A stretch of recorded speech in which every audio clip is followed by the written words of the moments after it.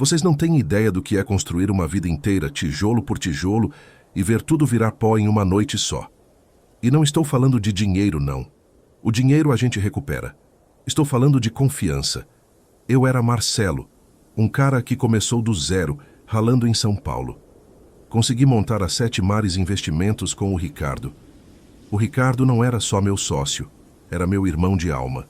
A gente dividia tudo, desde o sonho de ter a mesa de operações mais quente da Faria Lima até a cerveja de sexta-feira no boteco da esquina. E a Patrícia? A Patrícia era o meu porto seguro. Minha esposa, linda, inteligente, a razão de eu querer voltar para casa todo dia. Lembro como se fosse ontem. Era aniversário de 5 anos das Sete Mares. Estávamos os três no terraço do nosso escritório, vendo o pôr do sol alaranjado tingir os prédios da Faria Lima. Ricardo trouxe champanhe francesa, a Patrícia tinha preparado brigadeiros gourmet. Ela sabia que era minha fraqueza. Aos irmãos que escolhemos, brindou Ricardo, me abraçando com aquele sorriso largo dele. E as mulheres que nos aguentam, completei, puxando a Patrícia para perto. Ela beijou minha bochecha e sussurrou no meu ouvido. Você construiu tudo isso, amor. Sou tão orgulhosa de você. Naquele momento, eu era o homem mais feliz do mundo. Tinha sucesso, tinha meu melhor amigo ao lado e tinha ela, a mulher que me fazia sentir que todo o esforço valia a pena. Eu não sabia que, apenas 8 meses depois, esses dois iam me apunhalar pelas costas. A gente vivia o sonho brasileiro de quem venceu. Apartamento chique nos Jardins, carro importado, viagens para fora. A Sete Mares estava voando. O Ricardo cuidava da parte mais agressiva das operações e eu, da gestão e dos grandes clientes. O que me derrubou não foi um e-mail secreto ou uma lingerie esquecida. Foi um segundo de descuido deles e um segundo de sorte minha. Estávamos jantando em casa. Era um sábado de julho. A Patrícia estava linda, de vestido vermelho, falando animada sobre um spa que queria visitar em Campos do Jordão. Eu estava feliz, relaxado, curtindo a companhia dela. Amor, vamos tirar uma foto? Sugeri. Faz tempo que não postamos nada juntos. Ela sorriu e se aproximou. Peguei o celular dela da mesa. O meu estava descarregado na sala e abri a câmera. Foi quando vi. A tela anterior ainda estava aberta. WhatsApp. Uma conversa. E no topo, o nome que fez meu coração parar. Rico. Não era só o nome. Eram as mensagens. Eu li 3, 4 linhas antes que ela percebesse e tentasse arrancar o celular da minha mão. Contando as horas para terça. Hotel às 14 horas. Ele viaja quinta. Podemos ter a noite inteira. Você é tudo que eu sempre quis, Pat. Ele não te merece. O último era dele. Enviado há 20 minutos. Enquanto eu estava ali fazendo planos de fim de semana com ela. Marcelo, eu posso explicar? A voz dela estava trêmula, desesperada. O mundo parou. Não foi um choque violento. Foi um congelamento lento. Eu senti o sangue escorrer do meu rosto. Olhei para a Patrícia e vi pânico nos olhos dela. Rico com o coração. Ricardo, o meu sócio. O cara que tinha brindado comigo há 8 meses, me chamando de irmão. Eu não fiz nada. Não gritei, não quebrei pratos. Respirei fundo e devolvi o celular para ela com uma calma que eu não sabia que tinha. Não precisa explicar agora, Patrícia. Vou dar uma volta. Saí de casa e caminhei pelas ruas dos Jardins por 3 horas. A primeira reação de um homem traído é querer explodir, confrontar, fazer um barraco. Mas eu sou um operador de mercado, gente. Eu vivo de estratégia, de mover peças no tabuleiro sem que o adversário perceba o cheque-mate. Naquela noite, sentado em um banco da praça, eu entendi tudo. Se eu confrontasse o Ricardo, ele negaria, viraria a mesa, me faria parecer louco. A Patrícia faria a vítima e o divórcio seria uma confusão pública, desgastando meu nome e, pior, a imagem das Sete Mares. O que eles queriam era continuar me usando enquanto planejavam o futuro deles, provavelmente com a minha empresa. Eu decidi que a vingança não seria emocional. Seria cirúrgica, financeira e, acima de tudo, imperceptível. Eles tinham me tirado o amor e a confiança. Eu tiraria deles o que eles realmente amavam. o sucesso e a ambição. Mas eu precisava de tempo e de um plano perfeito. Nos 3 meses seguintes, eu fui o melhor ator que São Paulo já viu. Em casa, tratei a Patrícia normalmente, como se aquela noite nunca tivesse acontecido. Ela ficou confusa no início, mas depois relaxou. Achou que eu tinha engolido, que tinha medo de perder ela. Na Sete Mares, eu estava mais sorridente, mais parceiro do que nunca com o Ricardo. E aí, Ricardão? Vamos moer o mercado essa semana? Mas por trás da fachada eu estava preparando tudo meticulosamente. Primeiro, protegi meus bens. Discretamente, ao longo de 2 meses, fui transferindo capital para investimentos em meu nome, separados das Sete Mares. Fiz parecer movimentações normais de diversificação patrimonial. Nada que levantasse bandeiras vermelhas. Segundo, estudei o Ricardo, sua forma de operar, seus pontos cegos, sua arrogância, e descobri sua maior fraqueza. Ele era viciado em alavancagem alta. Ele adorava apostar 10 para ganhar 100. Essa ganância seria sua queda. A Sete Mares tinha um grande investimento em análise. Uma mineradora de médio porte, a Minas Forte, que estava negociando um contrato de exportação com a China.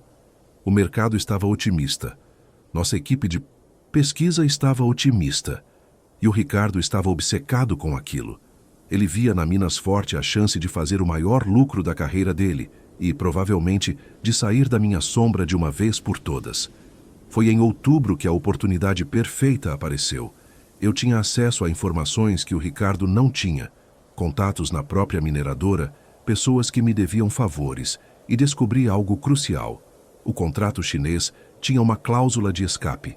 Se a cotação global do minério caísse apenas 1,5%, em um período de 24 horas durante a vigência da negociação, o comprador chinês poderia reduzir o volume de compra em até 70%. E mais, eu tinha informações de que um grande player australiano estava prestes a despejar um volume gigantesco de minério no mercado internacional, o que derrubaria os preços temporariamente. Isso aconteceria na última semana de outubro. Meu plano não era dar informações falsas para o Ricardo. Isso seria crime e me incriminaria. Meu plano era simplesmente omitir o risco que eu conhecia. Deixar ele formar sua própria conclusão errada. Comecei a deixar escapar otimismo sobre a Minas Forte nas conversas casuais. Ricardão, essa Minas Forte vai ser nossa aposentadoria, hein? Os chineses estão desesperados por minério. Essa janela não vai durar. Nosso timing está perfeito, cara, perfeito. Eu sabia que ele estava me ouvindo. E sabia que a Patrícia, que adorava bisbilhotar nossas conversas sobre dinheiro, estava ouvindo também. Ela provavelmente estava incentivando ele nos encontros secretos deles, sonhando com a vida de primeira-dama financeira ao lado do novo gênio do mercado. Na 3ª semana de outubro, Ricardo veio até mim animado. Marcelo, tive uma ideia. E se a gente entrasse pesado na Minas Forte? Tipo, muito pesado? Usando margem e alavancagem? Essa é a jogada do século, cara. Fingi pensar, franzindo a testa. É arriscado, Ricardo. Muita alavancagem pode ser perigoso. Perigoso é perder essa oportunidade. Confia em mim. Marcelo, quando foi a última vez que eu errei? Suspirei como se estivesse cedendo contra meu melhor julgamento. Tá bom, mas vamos fazer isso direito. Quero sua assinatura em tudo, assumindo a responsabilidade pela operação. É seu call, sua glória. Ele assinou tudo sorrindo. Achou que eu estava sendo generoso, deixando ele brilhar sozinho. Mal sabia ele que eu estava preparando a forca e entregando a corda. Na quinta-feira, 26 de outubro, Ricardo fez o movimento. Usou toda a margem de garantia disponível das Sete Mares. Conseguiu um empréstimo bancário complementar, com aval corporativo que eu autorizei. E alavancou a posição em 5 vezes o patrimônio líquido disponível. Ele estava apostando tudo. A empresa, a reputação dele, o futuro, naquele papel. Eu deixei. Não interferi. Não alertei. Simplesmente deixei ele cavar o próprio buraco. Chegou a sexta-feira, 27 de outubro. Eu estava na minha sala, tranquilo, tomando um café e lendo notícias. O papel da Minas Forte estava subindo suavemente, 0,5% a cada hora. Ricardo estava eufórico, já contando os milhões na cabeça. Por volta das 11 horas da manhã, ele entrou na minha sala. Marcelo, cara, somos gênios. Vamos fazer mais de 20 milhões até o final do dia. Ele me abraçou. O cheiro de perfume caro dele me deu náusea, mas eu sorri. É isso aí, Ricardão. Foco no objetivo. Mas fica de olho no mercado internacional, tá? Nunca se sabe. Relaxa, tá tudo sob controle. Eu sabia que o pico seria por volta das 14h30. Depois disso, o inferno. Às 14h47, o noticiário financeiro internacional soltou a bomba. Mega produtor australiano anuncia venda emergencial de estoque gigante de minério de ferro. Preços globais despencam 2,1% em minutos. O contrato chinês foi automaticamente renegociado pela cláusula de escape. A notícia levou alguns minutos para reverberar em São Paulo, mas na mesa de operações, os monitores já mostravam o desastre. O papel da Minas Forte não caiu. Ele despencou como uma pedra. Eu ouvi os gritos da mesa de operações do meu escritório. Fechei os olhos e respirei fundo. Era o som da justiça sendo feita. Em 40 minutos, a Minas Forte perdeu 43% do valor. O telefone do Ricardo tocava sem parar. Era a corretora, exigindo recomposição imediata da margem de garantia. Com a alavancagem que ele tinha usado, cada ponto percentual de queda significava perdas exponenciais. Eu saí da minha sala e fui até a mesa de operações. Ricardo estava pálido, a camisa encharcada de suor, as mãos tremendo enquanto gritava ao telefone. Calma, Ricardo, calma, o que está acontecendo? Fingi surpresa e preocupação genuína. Marcelo, a Austrália, o minério despencou, o contrato chinês, nós perdemos tudo. A voz dele saiu em um gemido estrangulado. Como você deixou isso acontecer? Você checou os riscos internacionais. Você alavancou quanto? Minha voz era de um sócio chocado e traído pela imprudência do parceiro. Eu achei que... Você disse que era garantido. Eu nunca disse que era garantido, Ricardo. Eu disse para ter cuidado. Caralho, você apostou a empresa inteira? Os outros funcionários estavam assistindo horrorizados. Naquela noite, a Sete Mares Investimentos estava tecnicamente insolvente. Não havia fraude, não havia crime. Apenas má gestão de risco e excesso de confiança em uma operação não diversificada. E todos os documentos mostravam que a decisão tinha sido exclusivamente do Ricardo. Eu, é claro, também perdi dinheiro, uma quantia considerável. Na verdade, o suficiente para parecer vítima junto com os outros. Mas era uma fração do que eu tinha protegido nos meses anteriores. A Patrícia me ligou às 23h, chorando, histérica. Marcelo, o que aconteceu? O Ricardo disse que perdeu tudo. A empresa, nosso dinheiro. O que vamos fazer? Eu fui frio como gelo. Pergunte ao Ricardo, Patrícia. Foi ele quem fez a operação suicida. Ele destruiu a empresa que eu construí por ganância. Silêncio do outro lado. Marcelo, eu... Não precisa dizer nada. Eu sei de vocês dois faz meses. Acha que eu sou idiota? Vocês queriam meu dinheiro e minha empresa. Agora não tem nenhum dos dois. Desliguei. O que se seguiu foram 3 meses de inferno para eles. Investigações da CVM, perda de licenças, processos de clientes furiosos. Eu também fui investigado, claro, mas os documentos falavam por si. Eu tinha alertado verbalmente sobre os riscos, pelo menos é o que os e-mails que eu enviei para mim mesmo, com cópia oculta, mostravam. E a decisão final tinha sido do Ricardo. A reputação dele foi destruída. Ele foi publicamente responsabilizado pela maior perda da história recente do mercado financeiro paulista. Perdeu a licença, foi processado, virou pária. Ninguém mais confiaria nele para gerir um carrinho de pipoca, quanto mais milhões. A Patrícia viu o futuro dela desabar, junto com a cotação da Minas Forte. Ela tinha casado comigo por segurança e estava me traindo por ambição. Agora estava presa a um homem quebrado, endividado e destruído. O divórcio foi rápido e silencioso. Eu dei a ela o que a lei mandava, que não era muito, considerando que a maior parte do patrimônio das Sete Mares tinha evaporado. Ela assinou os papéis sem nem me olhar nos olhos. Eles ficaram juntos? Sim, ficaram. Por um tempo. Mas não na mansão dos Jardins. Ficaram juntos em um apartamento de 2 quartos na Zona Leste, dividindo boletos, dívidas e a amargura de quem perdeu tudo. Ouvi dizer que terminaram 8 meses depois. Ela culpava ele pela ganância. Ele culpava ela por ter pressionado. No fim, a traição deles foi devorada pela própria ganância que eu sabia que existia nos dois. E eu? Eu me mudei para o Rio de Janeiro 6 meses depois que tudo acabou. Abri uma consultoria boutique de gestão de riscos, irônico, não? Com o capital que eu tinha protegido.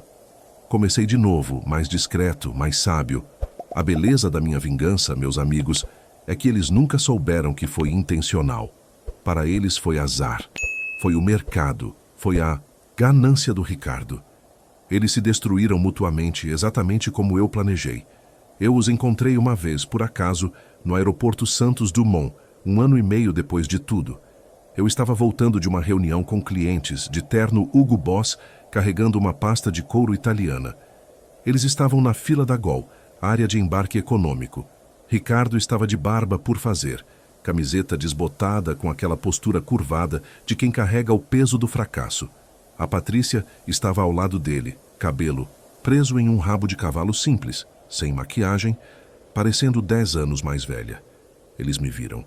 A expressão não foi de ódio, foi de vergonha, de derrota, de reconhecimento de que tinham perdido tudo enquanto eu tinha sobrevivido. Ricardo apenas acenou com a cabeça, um cumprimento vazio e sem vida. Eu acenei de volta com um sorriso leve e sincero. Eles pensaram que eu tinha superado, que tinha perdoado, que tinha seguido em frente do fracasso das Sete Mares com dignidade. Mal sabiam eles. Mal sabiam que eu não tinha superado. Eu tinha planejado.